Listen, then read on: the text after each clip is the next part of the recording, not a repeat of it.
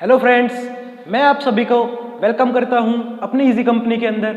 और आज हम सीखेंगे क्वेश्चन नंबर 7 ऑफ एक्सरसाइज 3.1। आइए स्टार्ट करते हैं।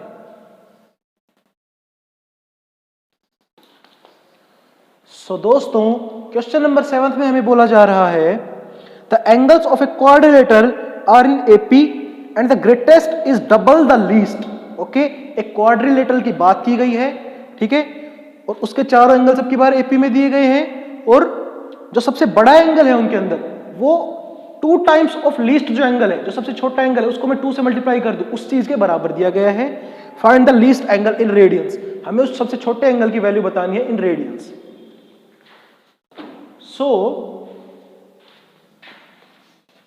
लास्ट जो अपना क्वेश्चन था, क्वेश्चन नंबर 6, वहां पर अपने पास ट्राइंगल गिवन थी, उसके एंगल्स एपी के अंदर थे। तो मैंने आपको बताया था कि एग्जैक्टली 3 स्पेशल टर्म्स होती है जो हम लेते हैं उस केस के अंदर, ठीक है। इसी तरीके से जब कभी भी चार एंगल्स की बात कर दे, ठीक है ना, 4 इस तरह की चीजों की बात कर दे कि वो एपी के अंदर है और उनका सम अपने को गिवन हो, ठीक है, तो वहां पर भी 4 स्पेशल टर्म्स होते हैं, हमेशा हम उन्हें ही कंसिडर करके चलेंगे। जैसे कि यहां पर वो 4 इंपॉर्टेंट टर्म्स कौन सी होंगी जो स्पेशल होंगी अपने लिए।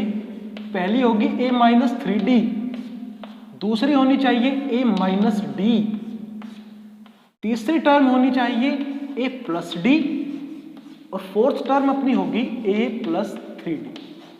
ये 4 वो स्पेशल टर्म्स हैं जो इन केसेस के अंदर हम जिनको लेकर चलेंगे, ठीक है। ऐसा हम क्यों लेते हैं फ्रेंड्स, ताकि जब सम इनका गिवन होगा अपने को, ठीक है, तो जब हम इनको सम करेंगे एक्चुअली तो 4a आ जाएगा अपने पास और सारे d कैंसिल हो जाएंगे। देखो, इस -d से +d कैंसिल हो जाना है और इस 3d से ये -3 कैंसिल हो जाना है, -3d, ठीक है। तो इसीलिए हम इन चारों का यूज करते हैं। So let first angle of quadrilateral is equal to, अपना इसको मान लूंगा मैं a-3d। अच्छा, इन सब का कॉमन डिफरेंस सेम ही आएगा, आप कैलकुलेट कर सकते हो। इसमें से इसको सब्ट्रैक्ट कर लो या इसमें से इसको सब्ट्रैक्ट कर लो या फिर आप इसमें से इसको सब्ट्रैक्ट कर लो, ठीक है ना, तो कॉमन डिफरेंस इनका सबका 2d ही आएगा। तो सेम है, इसलिए टर्म्स एपी के अंदर ही है। इस चीज से मैं तो वो करना कि भाई एपी के अंदर है भी या नहीं, सर ऐसे ही बता रहे हैं ना। सो फर्स्ट एंगल को मैंने मान लिया अपना ये वाला a-3d डिग्रीज। तो इसी तरह से सेकेंड एंगल ऑफ क्वाड्रिलेटरल हो जाएगा मेरा a-d डिग्रीज। उसी तरीके से मेरा थर्ड एंगल जो होगा फ्रेंड्स वो हो जाएगा a+d डिग्रीज। और इसी तरह से फोर्थ एंगल हो जाएगा मेरा a+3d, इतना degrees.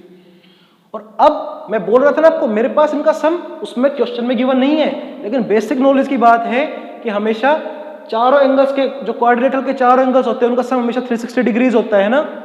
So I can right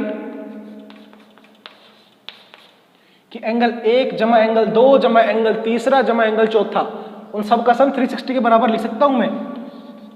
so मैं लिखता हूं यहां पर a-3d plus a-d plus a+d और प्लस में a+3d, और ये सब 360 डिग्री के बराबर, ठीक है ना, क्योंकि 4 एंगल्स का सम क्वाड्रिलेटरल का 360 डिग्री के बराबर होता है। यहां से मेरे पास वैल्यू आ जाएगी 4a = 360 डिग्री, क्योंकि सारे d से d कैंसिल हो गए हैं। यहां से मेरे पास a की वैल्यू आ गई है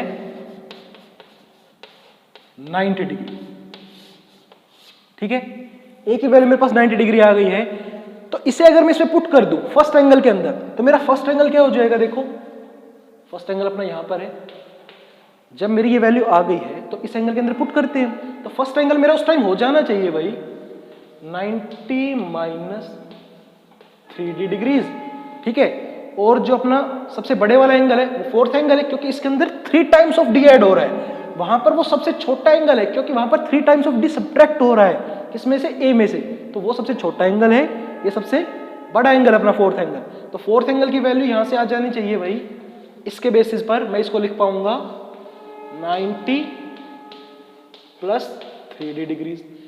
ये है मेरा यहां पर स्मॉलेस्ट, या फिर मैं इसको बोल सकता हूं लीस्ट, और ये जो मेरा एंगल है यहां पर फोर्थ एंगल, ठीक है, ये मेरा यहां पर हो जाएगा ग्रेटेस्ट। इतनी बातें होगी आपको क्लियर, ठीक है। और क्वेश्चन के अंदर हमें दिया गया है, क्वेश्चन में फ्रेंड्स हमें दिया गया है कि जो ग्रेटेस्ट एंगल है वो डबल है छोटे वाले एंगल का, ठीक है। गिवन दैट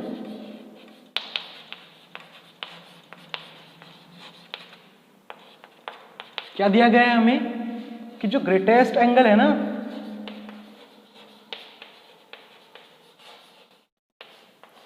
ये वैल्यू ही अपने आप में 2 टाइम्स है किसकी, जो लीस्ट एंगल है उसकी। तो ये दोनों की दोनों, ठीक है ना, ये वैल्यू अपने आप में 2 गुनी है उसकी। तो या तो मैं इसे 2 से डिवाइड कर दूं तब ये चीज उसके बराबर आएगी, या मैं इसको 2 से मल्टीप्लाई कर दूं तब ये ग्रेटेस्ट एंगल उसके बराबर आएगा। अदरवाइज ग्रेटेस्ट और लीस्ट तभी तो है, ये चीज बराबर थोड़ी है, ठीक है, ये बराबर नहीं है। उसने एक रिलेशन दिया कि बराबर कब होंगी, जब या तो मैं इसको 2 से डिवाइड कर दूं तब ये इस लीस्ट एंगल के बराबर होगी, तब यहां पर मैं इक्वल का साइन लिख पाऊंगा, या फिर मैं 2 को उधर ले जाऊंगा, ठीक है ना, मल्टीप्लाई कर दूं इस लीस्ट एंगल से, तब जाकर वो ग्रेटेस्ट एंगल के बराबर होगी, तब मैं यहां पर इक्वल टू का साइन लगा पाऊंगा। इतने तो ये अगर इतने तो फिर कैसा ये छोटा और कैसा वो बड़ा, जब ये बड़ा ही हो गया, छोटा ही हो गया, तो फिर इक्वल का साइन नहीं लगेगा ना, तो इसलिए वो रिलेशन देता है यहां पर, ठीक है। तो इस रिलेशन में हम इस चीजों को अप्लाई करेंगे।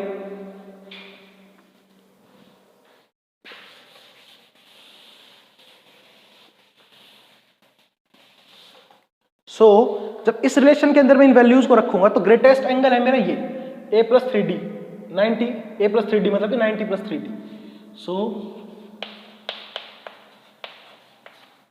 इस पूरे को 2 से डिवाइड कर दिया मैंने, और इज इक्वल टू मैं इसके रख सकता हूं, लीस्ट एंगल मेरा था ये 90 माइनस 3d, ठीक है। यहां से इस 2 को मैं उस तरफ ले जाऊंगा तो मेरे पास चीजें बन जाएगी 90 प्लस 3d, और इस 2 की मल्टीप्लाई इन दोनों के साथ, तो ये हो जाएगा 180 माइनस 6d। ओके, वीडियो को ज्यादा से ज्यादा फैला दो, रिक्वेस्ट है मेरी आप लोगों से, ठीक है। ये 90 उधर चला जाएगा भाई, dd एक तरफ, ये 6 और 3 ये तो हो गए प्लस के 9d, 180 में से 90 घटेगा तो 9 90, ठीक है। और d की वैल्यू यहां से मेरे पास आ गई है 10 डिग्री। जब d की वैल्यू मेरे पास 10 डिग्रीज आ गई है फ्रेंड्स, तो मेरे से उसने पूछा था कि लीस्ट एंगल की वैल्यू बताओ इन रेडियंस, ठीक है। तो my least angle will be,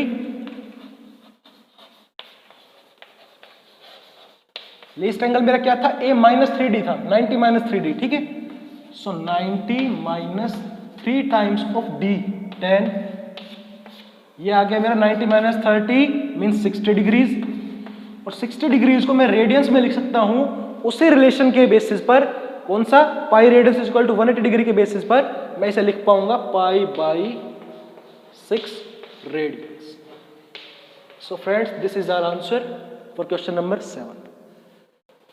thank you, मिलते हैं आप लोगों से नेक्स्ट वीडियो में।